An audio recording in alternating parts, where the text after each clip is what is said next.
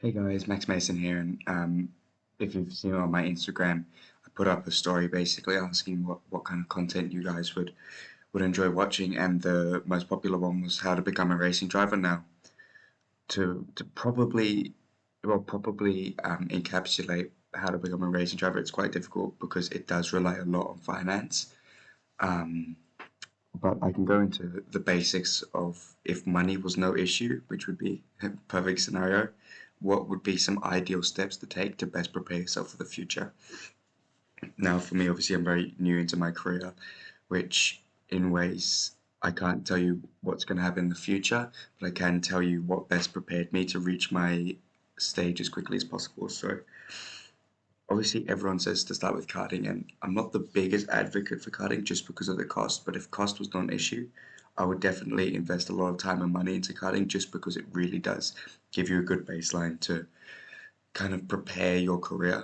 It gets you used to racing super close, super fast, and in a karts are difficult to drive fast because they rely a lot on momentum and getting everything right. So I definitely believe if you can get yourself into a good kind of, let's say, year-long, 6-month-long sprint kart um, kind of um, career, let's say, I think that sets you up very, very well for the future because you get a very good baseline of what you need to achieve um, into the future because it has a great baseline for your career and also your racecraft and your ability to adapt.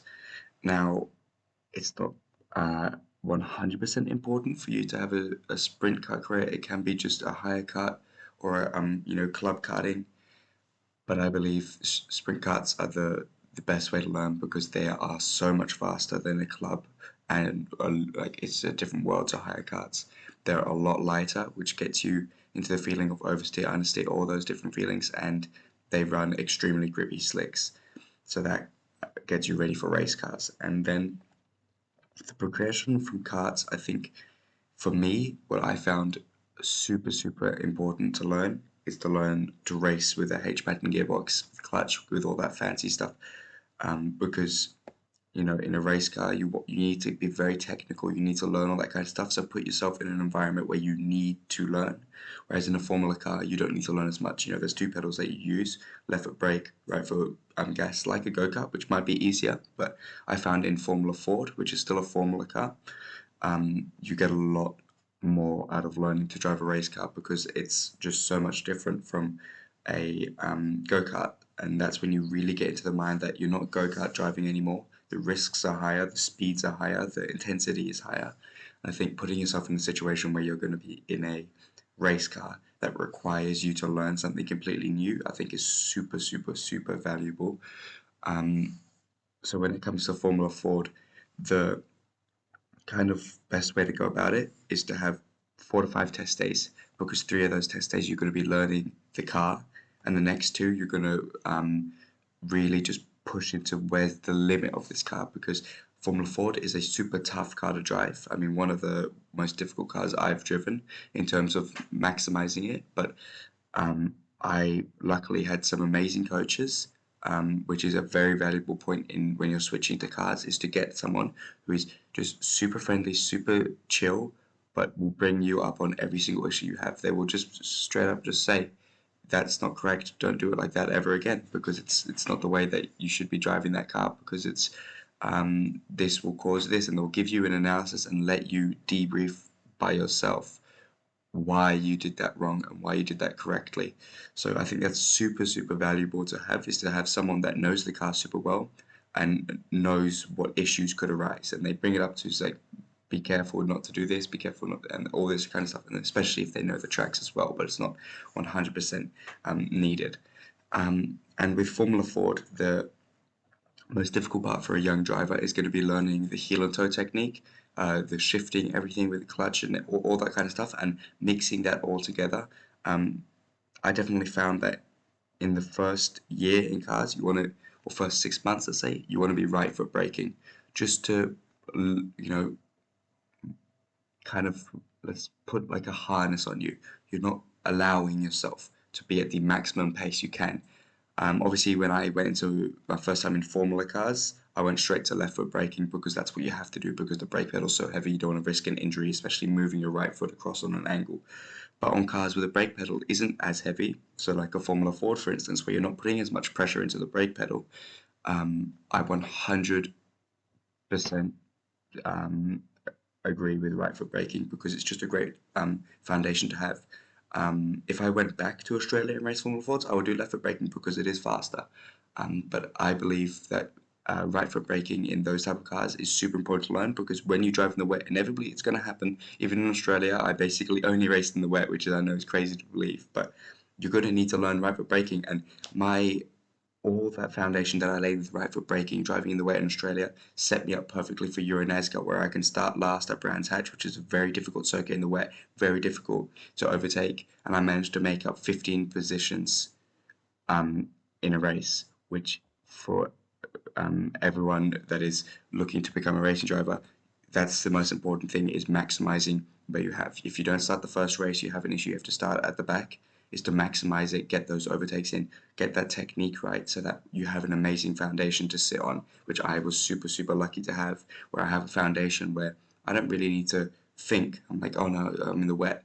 It just became natural to me because I learned right foot braking. I learned all those techniques properly in Australia. I got opportunities in the wet, which I think when you get those test days in, 5 test days, hopefully one of them's wet. So it really just throws you out there, or one of them's damp, one of them's something that changes the conditions to make it difficult for you. And one thing I'll say is the early part of your career is don't try to not spin.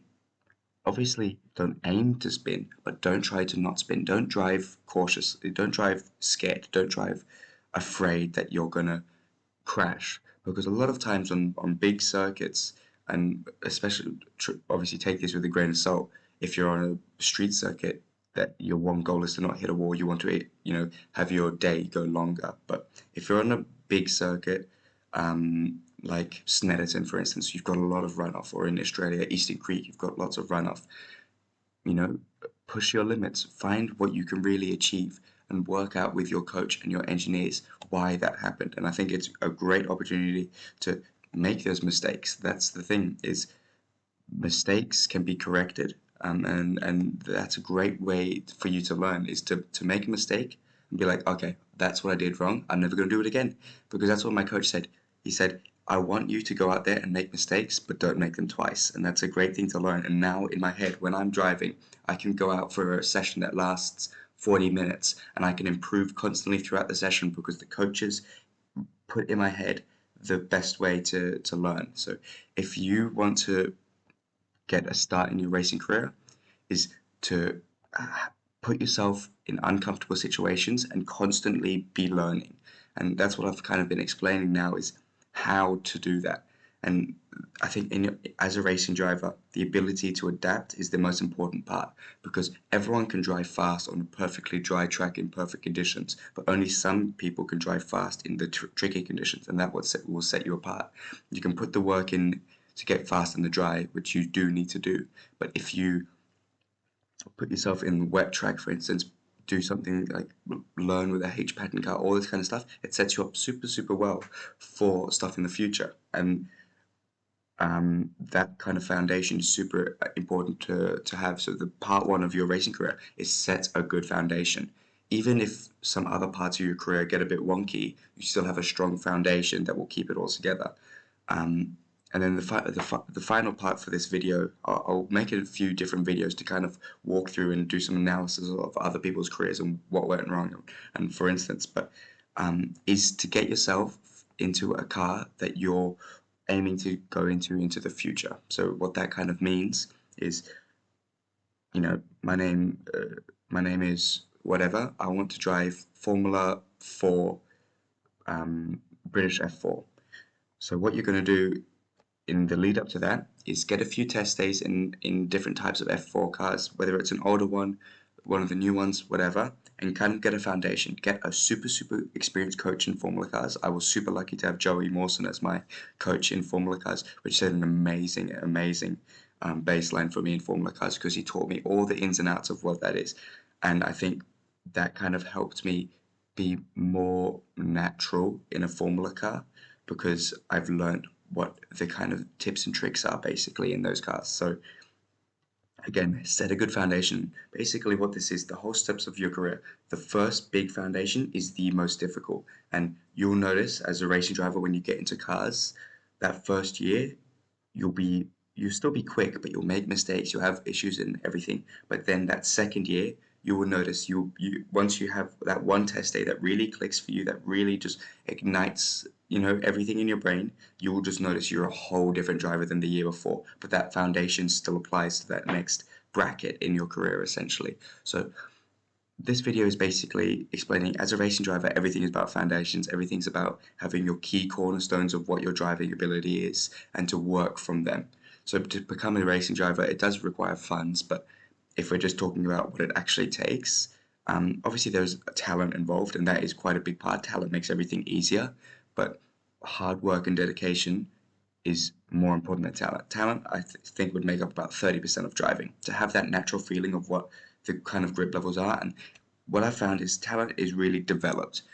You kind of start from nothing, but in go-karts you can really develop that talent, and then in race cars it just exponentially gets bigger because it requires a lot more talent to drive a race car because there's more things you have to think about. But I believe is it's never too late to start. That's the first thing. If you're 25 watching this, or if you're 10 years old watching this, you're not in the same boat, but you're both can still achieve something similar. As 25, you can start in go-karts and then progress through cars quickly because you have a more intuitive brain to when it comes to learning, because you've lived longer, you've had more experience in life, you've had all this kind of stuff that helps you learn better, and that can help you progress. I mean, there's people that have started super late that have still achieved high things. Maybe Formula One isn't 100% on the books, maybe it still is. That's the kind of thing. But you never know. That's the thing in motorsport. You never know. You can start at 25 and get to Formula One at 31 and make it there. There is a possibility. That's the thing. You can't rule anything out. And if you're 10, you have a possibility of having an amazingly long career with a great foundation that you start young. That's just the kind of benefit of it. But it's never too late to start. That's the first thing. And if you have the finances for it, if you believe, you have the passion, you have all these kind of stuff, there's no reason you can't start. And I think for this video, let's do a quick recap. The baseline is karting is a very good way to get a good solid rock underneath you, but it's not necessary. When you go into race cars, it's super important to have a coach. I think that's more, if you're just testing by yourself, you can't do that until you have your foundation. So get yourself a super experienced coach. Do some research about some people that have achieved big things, have gotten their name out there, are fast drivers, and get them in and to help lay a foundation for you. So just become a racing driver. The first kind of step is to lay a foundation to where you can have an amazing experience in your second year of driving, when everything suddenly comes into your brain. You're like, okay, I understand it now. I can go drive a race car on whatever track, learn by myself, and that experience is super, super rewarding as a driver. I'll make this a sort of short series, let's say, of a few different videos about racing. So this was kind of the first year, the kind of start to everything and what the basics of it are. So if you enjoyed it, like, subscribe, keep up to date with the videos, follow me on Instagram, which is under Max Mason Racing. And I look forward to hearing your feedback and you guys enjoying the content.